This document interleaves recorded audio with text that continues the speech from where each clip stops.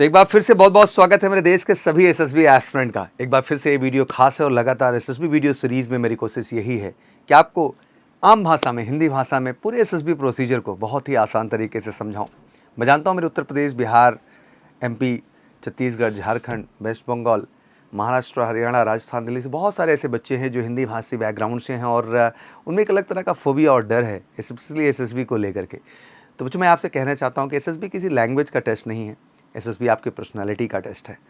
और पर्सनालिटी को एक्सप्रेस करने का भाषा बस एक माध्यम है, तो उसे डरने की आवश्यकता नहीं है, बल्कि उसको लर्न करके, बेहतर करके अपने आप को कॉन्फिडेंटली प्रेजेंट करना है। बट अहम यह है कि ग्रुप डिस्कशन को आप हिंदी में समझते हैं या इंग्लिश में समझते हैं, ये इंपॉर्टेंट नहीं है। इंपॉर्टेंट ये है कि आखिर जीडी जब कंडक्ट की जाती है एसएसबी के दौरान, तो आखिर क्या एक्सपेक्टेशन होती है कैंडिडेट से जीडी के दौरान।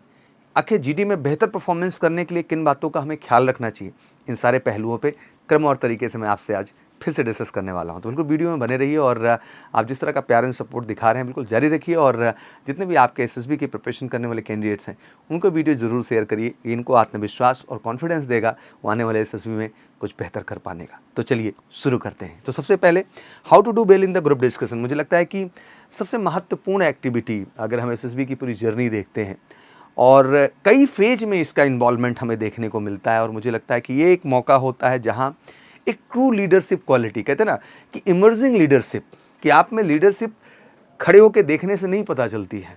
जब आपको डिफरेंट सिचुएशन में ले जाया जाता है और उन सिचुएशन में जाकर के आप खुद को कैसे प्रोजेक्ट करते हैं, खुद को कैसे एक्सप्रेस करते हैं, उस आधार पे हम एनालाइज करते हैं कि एग्जैक्टली आप में वो ट्रू लीडरशिप है कि नहीं, वो ऑफिशियल लाइक क्वालिटीज़ हैं कि नहीं। और जीडी मुझे लगता है सबसे बड़ा पैरामीटर है जिसमें एक कैंडिडेट की ओवरऑल पर्सनैलिटी को हर दृष्टिकोण से देख पाना संभव हो पाता है। बेसिकली जीडी के जब हम उद्देश्य की बात करते हैं तो ग्रुप डिस्कशन जब हम देखें तो सिलेक्शन टेक्निक की तरह है, mainly design to the test the behavioural influential skills of a candidate in a group. आखिर आपका ग्रुप में कैसा बिहेवियर है, आप एक लीडर के तौर पे, एक इन्फ्लुएंसर के तौर पे अपने आप को इस्टेब्लिश कर रहे हैं कि नहीं कर रहे हैं। साथ ही साथ आपकी कम्युनिकेशन स्किल्स को देखना, नॉलेज को देखना, आइडियाज़ को देखना, जो भी टॉपिक दिया गया है उसको लेके आप में कितनी अच्छी इन्फॉर्मेशन है, आप पे कॉन्सेप्ट में कितनी क्लैरिटी, आपकी अंडरस्टैंडिंग कितनी अच्छी है, उसको समझना। कैपेबिलिटीज़ देखना कि आपके अंदर एक ग्रुप को कोऑर्डिनेट करने का, लीड करने का, इन्फ्लुएंस करने का क्षमता है कि नहीं, आपके फिजिकल बिहेवियर कैसे हैं। एंड मुझे लगता है कि रैंडम जीडी टॉपिक दे करके जब आपको किसी भी तरह की प्रिपरेशन टाइम नहीं देते हैं तो मुझे लगता है कि वो डिफ़िकल्टी लेवल को बढ़ाते हैं, एक स्ट्रेस्ड सिचुएशन आपके सामने क्रिएट करते हैं जहां आपका रियल पर्सनालिटी का स्वरूप निकल के आता है। हो सकता है 1-to-1 आप बहुत अच्छी बातें करते हो, बट जैसे ग्रुप का शुरू होता है पार्टिसिपेशन, आपका जो फिजिकल बिहेवियर है उनमें बहुत सारे ऐसी चीज़ें हैं जो आपको नहीं भी पता होती हैं और वो आपसे हो जाती हैं। तो मुझे लगता है बहुत बड़ा माध्यम है एसएसबी के दौरान ग्रुप डिस्कशन, जिससे आपकी रियल पर्सनैलिटी सेंस को अंडरस्टैंड किया जा सकता है। और मुझे लगता है इसकी शुरुआत आपकी जब आप स्क्रीनिंग टेस्ट में ही जाते हैं और पीपीडीटी में आप पार्टिसिपेट करते हैं, तो मुझे लगता है वहीं आपकी वो रियल पर्सनैलिटी को एनालाइज करना स्टार्ट कर देते हैं। और बाकी ग्रुप डिस्कशन में तो मौका मिलता ही है।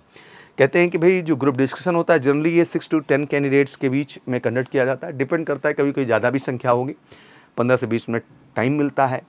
पहले राउंड में जो जीडी का टॉपिक मिलता है उसमें आपको चॉइस मिलती है कि आप इन टॉपिक्स में चुन करके आप इस टॉपिक पे डिस्कशन कर सकते हैं। बट नेक्स्ट राउंड में जो होता है वो आपके फर्स्ट वाले डिस्कशन के स्टैंडर्ड के आधार पे जो आपके ग्रुप टेस्टिंग ऑफिसर हैं वो डिसाइड करके देते हैं कि हाँ ये टॉपिक है जो आपको अब डिस्कस करना है। तो ये तो रहा प्रारूप जीडी का एसएसबी इंटरव्यू के दौरान। अब आइए समझते हैं कुछ टैक्टिक्स एंड टेक्निक्स को। Recommended tips for the group discussion. बहुत ज़रूरी है कि किन किन चीज़ों पे हमें सर काम करना है ग्रुप डिस्कशन में अच्छा परफॉर्म करने के लिए। तो सारी क्वालिटीज़ बहुत अहम है, इनको गहराई से समझिए आप। सबसे पहला, स्टार्ट रीडिंग। अगर अभी तक आपको पढ़ने की आदत नहीं है तो आप पढ़ने की आदत तो डेवलप कर ही लो, क्योंकि जितना ज़्यादा आप रीडिंग हैबिट्स अपने अंदर रखोगे आपका आत्मविश्वास बढ़ेगा। क्योंकि इन्फॉर्मेशन ही आपकी रियल शक्ति है, रियल ताकत है। क्योंकि आप में जब जानकारी होगी तभी आप कॉन्फिडेंटली किसी भी ग्रुप में अपने ओपिनियन और अपने पॉइंट ऑफ व्यू को स्ट्रांगली रख पाएंगे। तो मुझे लगता है कि अगर अपनी वॉइस को आपको टोन करना है, आर्टिकुलेशन करना है, तो मुझे लगता है कि कहीं न कहीं आपको रीडिंग करनी चाहिए। और रीडिंग आप मिरर्स के सामने भी कर सकते हैं, अपने दोस्त के सामने भी कर सकते हैं, ज़ोर ज़ोर से बोल के कर सकते हैं, जैसा आप करना चाहें। Second, do discussion in daily life. मुझे लगता है कि डिस्कशन की एक्टिविटी सडनली ग्रुप डिस्कशन में ही जाके नहीं होती है। आपके रोज़मर्रा की ज़िंदगी में भी among the friends and family आप अपनी बातों को जो है रख सकते हैं। It will be more informal where you can assess yourself and organise your thoughts. हो सकता है उस दौरान आपको समझ में आए कि एग्जैक्टली आपका रियल पोटेंशियल क्या है और आपको किन चीज़ों पे और बेहतर ढंग से काम करना है। Present facts to the group. मुझे लगता है कि कभी भी डिस्कशन में अपनी एक बेहतर इमेज होल्ड करने के लिए जितना आप फैक्ट पे स्टैंड करेंगे उतना आपके लिए बेहतर है। हाँ, मैं जानता हूँ फैक्ट्स कैरी करना is not very easy task, but आपकी कोशिश होनी चाहिए कि वो बुलेट पॉइंट और एग्जैक्ट फैक्ट इन्फॉर्मेशन आपके पास होनी चाहिए, जो मुझे लगता है कि सामने वाले की टीम पे एक बेहतर इंप्रेशन क्रिएट करती है। तो आपको प्रेजेंट फैक्ट्स को भी ग्रुप में रखना है।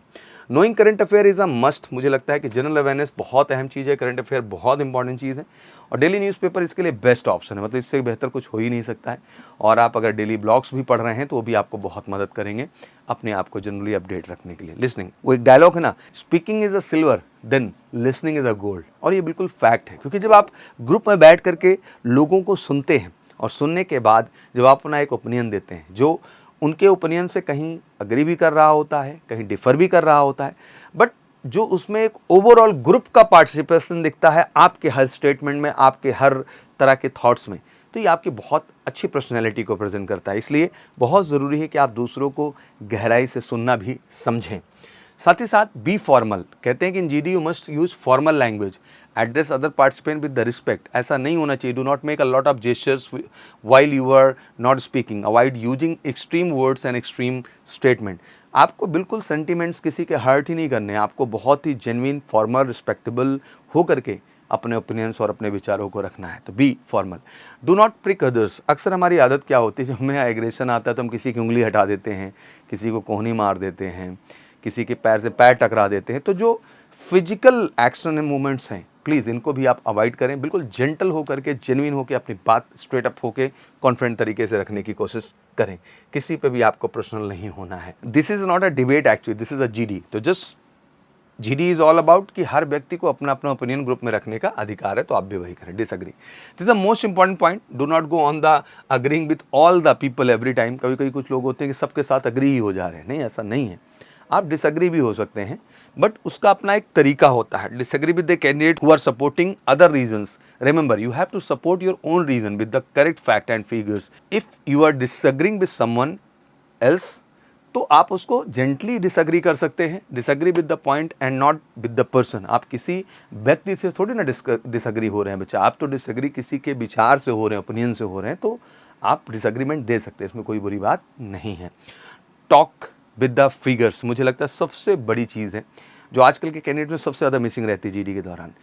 फिगर्स पे बात करना बहुत ज़रूरी। आप किसी भी मुद्दे पे अपना ओपिनियन रख रहे हैं बच्चा, तो आप में एक सेंस ऑफ क्लैरिटी का होना बहुत ज़रूरी है। अगर वो सेंस ऑफ क्लैरिटी नहीं है ना, तो फिर आपकी अपनी पर्सनैलिटी दिखती नहीं। आप रट्टू तोता होकर के ग्रुप डिस्कशन में मुझे नहीं इंप्रेस कर सकते हैं, या एसेसर को नहीं कर सकते हैं, किसी को नहीं कर सकते हैं। आप किसी को इम्प्रेस अपनी इन्फॉर्मेशन, नॉलेज, फैक्ट, वैल्यू पे ही कर सकते हैं और अपने ओवरऑल बिहेवियर के आधार पे। तो मुझे लगता है ये सोचने का विषय है।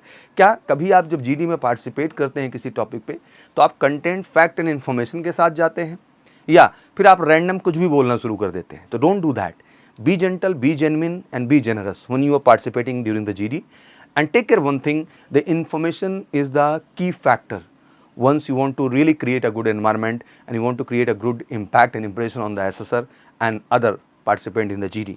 तो मुझे लगता है सबसे अहम चीज़ है जिनको आपको मोटा मोटा हमेशा ख्याल रखना चाहिए। कंक्लूजन में यही कहना चाहूँगा, in the GD a candidate should be able to convey his and her thought satisfactory and convincingly in the group. Knowledge of the given subject, power of expression and clarity of the thoughts are the things that are related. Always remember, GD is always on the controversial topic so that you have enough point to speak on it. हमेशा ध्यान रखना कि topic normal नहीं होते हैं, controversial ही topic होते हैं, लेकिन उस कंट्रोवर्सी को भी आप कितने पॉजिटिव ओपिनियन के साथ, एक क्लैरिटी के साथ आप रखते हो, that is all about your personality. तो do have any more tips to give the fellow aspirant? Write them down in the comments. मैं इतनी बातें तो बताता ही हूँ, बट इसके बावजूद भी अगर आपका भी कुछ ओपिनियन है कि हाँ जीडी में सर इस बात का भी ख्याल रखना चाहिए या नहीं रखना चाहिए, आप कमेंट सेक्शन में ज़रूर बताइए। और मैं यही कहना चाहूँगा, देश के जितने भी हमारे एसएसबी एस्पिरेंट हैं, एसएसबी मुझे लगता है एक सबसे खूबसूरत जर्नी है जहाँ आपकी रियल पर्सनैलिटी को बहुत ही ऑनेस्टी के साथ देखा जाता है। तो मुझे लगता है कि आपको उसी ऑनेस्टी के साथ अपनी पर्सनैलिटी को बच्चा प्रेजेंट भी करना चाहिए। एंड ऑब्वियसली बिल्कुल गाइडेंस को लेके आप घबराया ही मत करिए, आप एमकेसी के साथ जुड़िए। और हम हमेशा कहते हैं कि हमारा जो एसएसबी प्रोग्राम है ये किसी ड्यूरेशन के लिए नहीं है, बल्कि आपके सिलेक्शन के लिए है। तो हम टिल द सिलेक्शन आपके साथ होते हैं।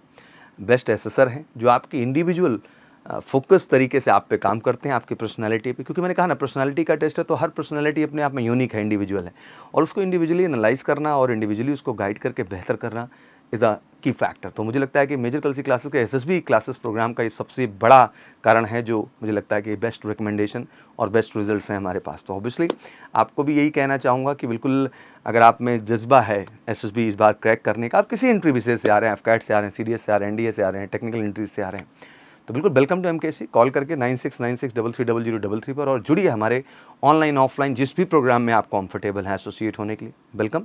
एक ही वादा है कि हम आपको एग्जैक्ट वो ट्रेनिंग देंगे जो वाकई में ज़रूरी है आपकी सफलता के लिए और आपके श्योर शॉट सिलेक्शन के लिए। बाकी जीडी को लेकर के कुछ आपके ओपिनियंस हों तो कमेंट सेक्शन में ज़रूर मेंशन करिएगा, और ये वीडियोस कैसी आपको लग रही हैं, और ये सीरीज़ लगातार मैं जारी रखूँगा। Thank you so much. Wish you good luck. जय हिंद, जय भारत।